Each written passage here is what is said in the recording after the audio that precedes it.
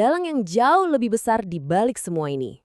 Sekarang, ayo kita coba lihat dari kacamata yang lebih luas. Percaya atau enggak, masalah harga kantong kresek di warung dekat rumah kamu itu ternyata nyambung loh sama krisis gede yang lagi terjadi di belahan dunia lain. Oke, biar ngerti, kita harus paham satu hal yang paling dasar. Bahan baku dari hampir semua plastik yang kita pakai setiap hari itu asalnya dari satu sumber yang sama, yaitu minyak mentah.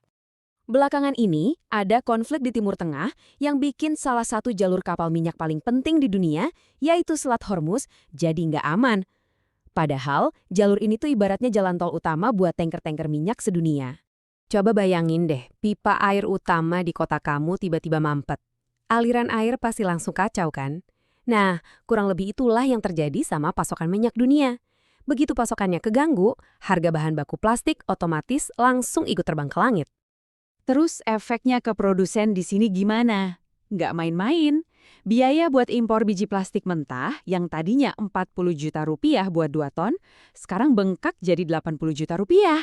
Naik 2 kali lipat loh. Krisis global ini nggak berhenti jadi berita internasional aja. Efek dominonya itu terus bergulir, sampai akhirnya kena langsung ke dompet kita semua. Disinilah masalahnya jadi pelik banget. Para pedagang kecil seperti abang penjual nasi goreng ini, posisinya jadi serba salah. Modal produksi naik, tapi kalau harga jualnya ikut dinaikin, mereka takut pelanggan setianya malah pada kabur. Pusing kan? Jadi, ya gitu, pada akhirnya semua pihak kena getahnya.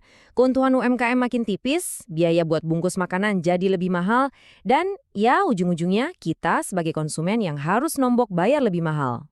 Oke, jadi poin pentingnya apa nih?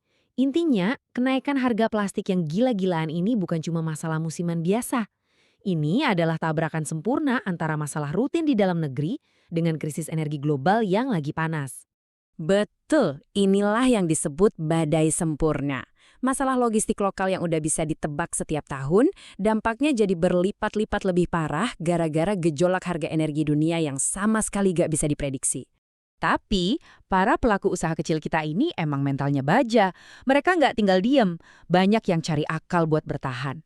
Mulai dari bikin operasional lebih efisien, patungan beli bahan baku biar dapat murah, sampai kreatif bikin kemasan baru.